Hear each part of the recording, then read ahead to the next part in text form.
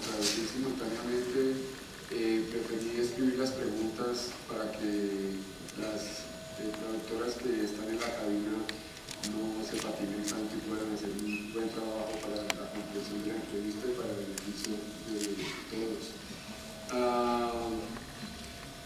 Good evening, everyone, and I'm going to make a small presentation. Irvine Welsh is in the crest of the wave since 1993, the year of the gigantic success of a train spider. Novelist, short story writer, playwright, and one of the most fascinating characters of the new Scottish literature. So now, let the games begin. First of all, I'm going to be honest. I'm fucking nervous, Irvine. You became one of the greatest writers of Scottish literature since the Trainspotting mega hit was published in 1993. You are a friend of another very good one, writer, Chaparro. You're a co-writer for millions of readers, and now I'm here in front of you trying to have a candid conversation around your work and trying to be the brightest interviewer, which in any case I'm not. I'm simply a reader. But okay, so let's start. We were listening to Iggy Pop record, so after the Iggy Pop song Lost for Life, I want to know when and how did you feel the lust to write? I don't know, somebody once said to me that it's kind of the writing was a bit like it's a bit like drawing or painting.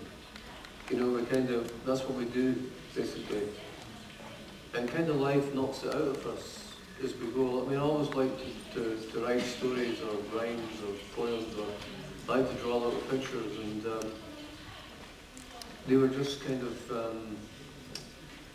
knocked out of me basically by, you know, basically by school and the education system and trying to find a job and work and stuff, and you just forget about that kind of thing, you know.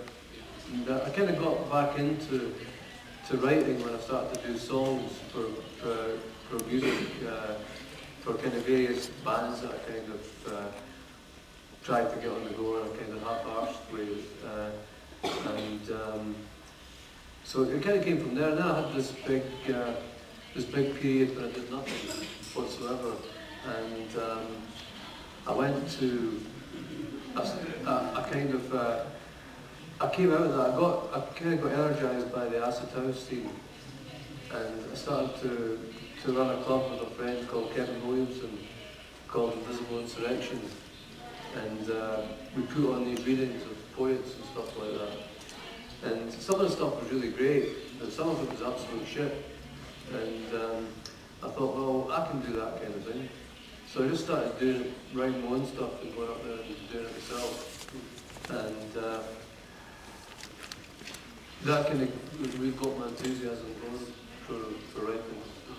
And to what a record, the London Calling album by The Clash, and to play with words, the London Calling. How was the London punk scene for you as a writer in the late 70s? It didn't really happen for me as a writer. It happened for me more as a kind of, as a hedonist, as somebody that went out and enjoyed the bands and the music.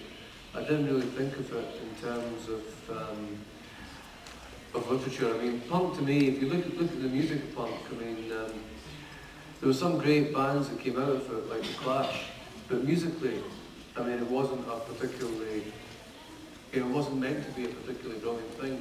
You know, it wasn't meant to be about musicianship. It was supposed to destroy all that kind of stuff that had gone before.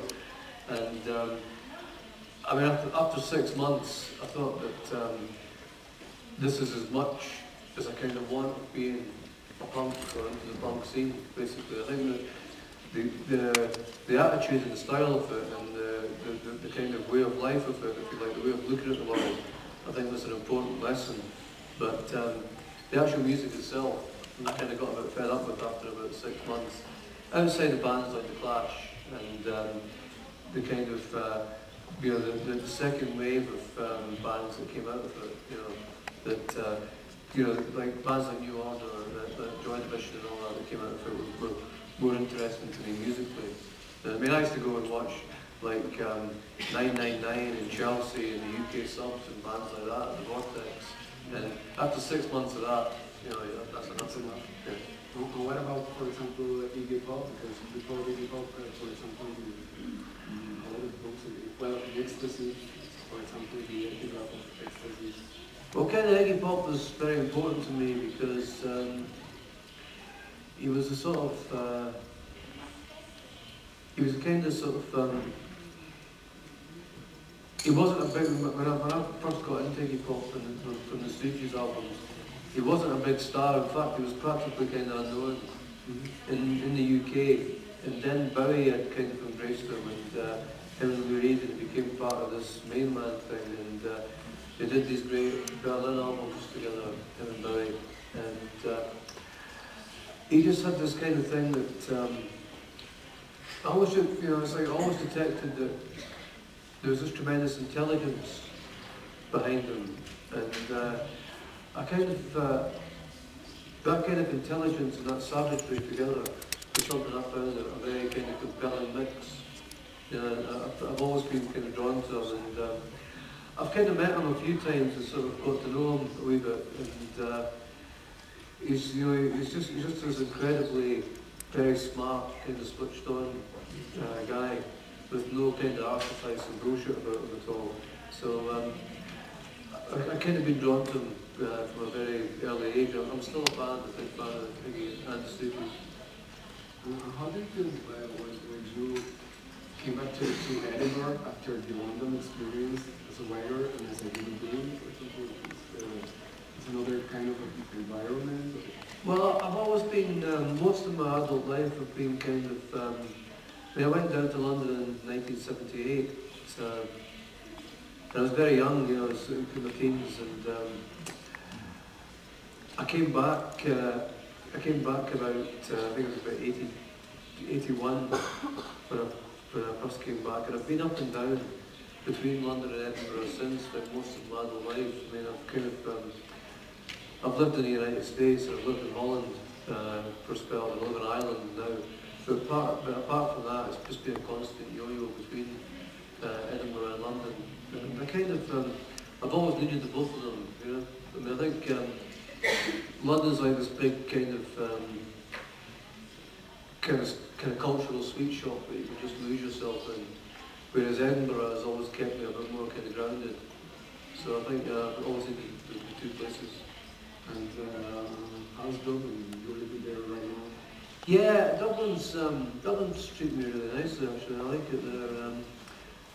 And it's probably I've been there for 3 years now, which is the longest I've stayed anywhere, I think, in the last 15 years, 20 years. So